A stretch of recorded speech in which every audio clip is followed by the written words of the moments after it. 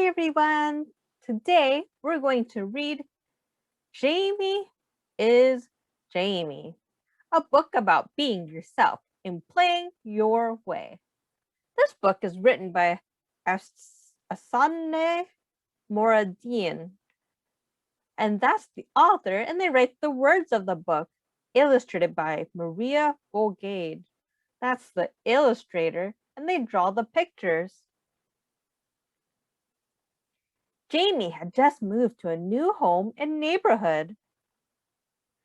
Have you ever moved houses before? What do you need to, how do you get your things from one house to a new house? You might take a car, you might put it in your car, and your family might drive it, or you might get something called a moving truck that you can rent, or you can have people move your stuff for you.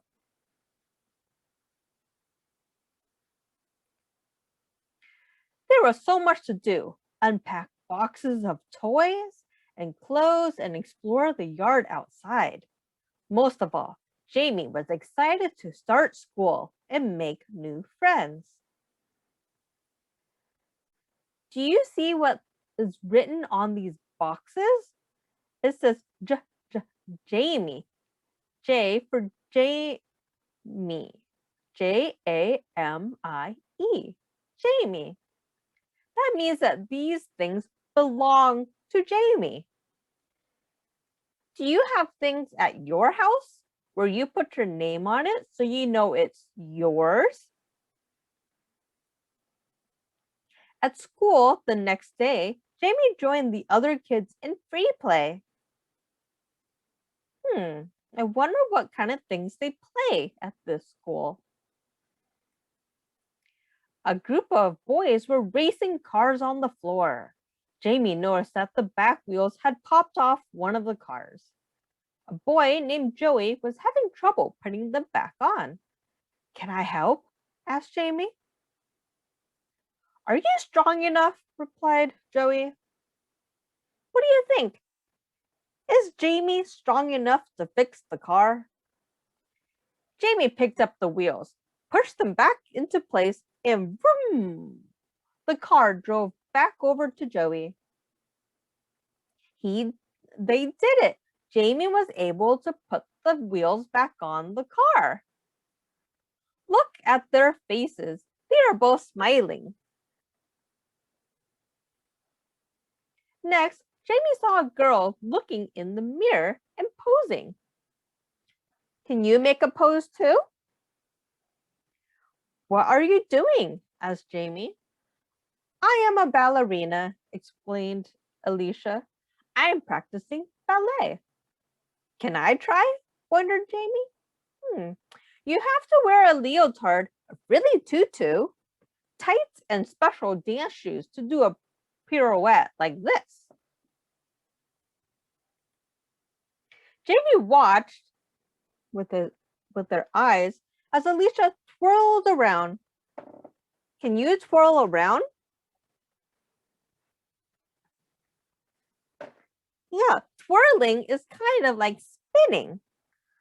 Then Jamie did a perfect pirouette in pants and sneakers. Alicia was surprised. What does your surprise look like?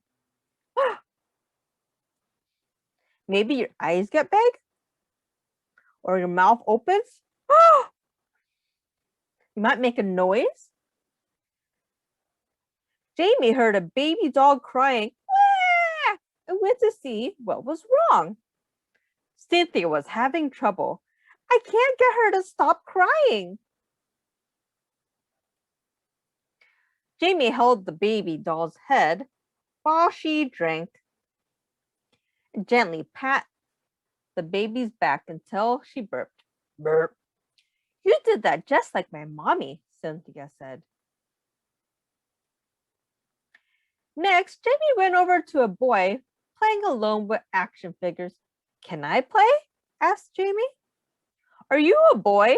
Only boys can play with action figures, replied Xavier. I'm Jamie. answered Jamie, picking up a superhero figure. We're being attacked by a giant purple hergamonger. Xavier grabbed two superhero figures and fought off the villain with Jamie. For the rest of free play, Jamie joined a pair of girls doing somersaults, told jokes to some kids until they fell on the floor laughing, finished a dinosaur puzzle with a group of boys, and played chef in a toy kitchen. Do you ever play kitchen in the kitchen, or with puzzles, or tell jokes? These are a lot of different things that Jamie was doing this day. Jamie's mommy was the first parent to arrive at pickup time. Leaving the classroom, Jamie waves goodbye to the other kids. Alicia said, Jamie is so graceful. She should be a ballerina one day. What? Jamie is a boy, replied Joey. He fixed my car so fast. He's gonna be a mechanic. Cynthia said, Jamie is a great mommy. She knew just how to take care of my baby doll.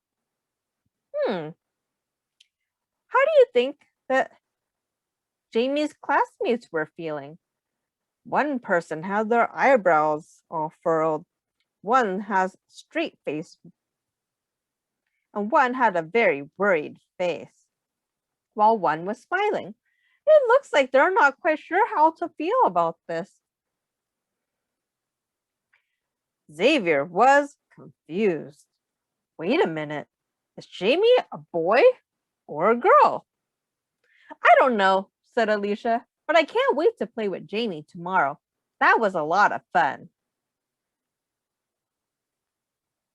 The next day, during free play at school, Jamie decided to do some drawing. Nearby, Joey said, Cynthia, your baby looks cold. Let me help you put a sweater on her. Jamie watched as Joey and Cynthia took care of the baby doll together. Then Jamie noticed Alicia used the action figures to teach Xavier different ballet positions. They both made the action figures dance to fight with villains. Jamie, come play action figures with us, said Xavier. Sure. Jamie crouched down next to them and whispered, What's the plan? And Jamie was happy because everyone was playing exactly what they wanted to play. Tips for teachers, parents, and caregivers. As adults, we want to teach children about the world around them and help them learn appropriate and positive behavior. However, children thrive when given time to think and act for themselves. Through play, children learn how to interact with one another, work together, resolve conflict, and become social beings. Here are some tips to make playtime learning time. Number 1, let children play freely. Children begin to play by copying the world around them. If a boy wants to play house and be a mommy, or a girl wants to be the daddy, this is not an indication of who the child will be when they grow up. Children copy what they know and what they see. Role play is a common and important aspect of playtime, and allowing children to make their own decisions during play helps them build confidence. Number 2, keep in mind that toys have no gender. Encouraging children to play with any toy they choose enables them to develop their social and cognitive skills without restrictions. As adults, we want to teach our children that the world is open to them and that they can dream and aspire to be whatever they want to in the future. So if a boy wants to walk around in high heels and a girl wants to paint a beard on her chin, it's all a part of their development. Number 3, let children try to work out their differences on their own. It's tempting to step in and try to organize games or solve small disputes. But when we do this, we deprive children of the chance to use their words and to react to children who think differently or want to do things differently. If two friends don't want to play the same game, watch from afar and see if they can figure out a compromise on their own before rushing in to solve the problem. Of course, there are times when adults need to step in to help children resolve conflicts, especially if the children have become physical or are just too frustrated to talk. But first, let them try to explore their feelings and to find a constructive way to express those feelings on their own. Number 4, provide children with creative playing materials. Children who are given the chance to play freely with a variety of materials learn to think creatively and use their imagination. For example, a child might decide that building blocks can be used to build towers in cities one day, then decide that blocks are guests at a tea party the next day. There is no correct way to play with toys. The best way to play is creatively. If no one will be hurt or nothing will be broken, let children enter their own worlds and imagine their toys to be something other than the toy's original purpose. This often leads to children interacting with others in the world around them in a way that helps them relate better. Number 5, talk with children about play. We need to have conversations about play with children. Talking helps negate outdated ideas about how kids can play or what girls can do and what boys can do. Talking also assures children that playtime is truly their time and that they have a say in how it's spent. So this is a book that offers a great opportunity to ask questions of children, like, is there anything they feel they can't play or don't want to play? Why or why not? Would they like to try new games like Jamie does? By finding out what children are thinking, we can begin a conversation that will help them open their minds and will expand upon their own ideas of gender and creative play. I hope that you enjoyed that book. Until next time, bye!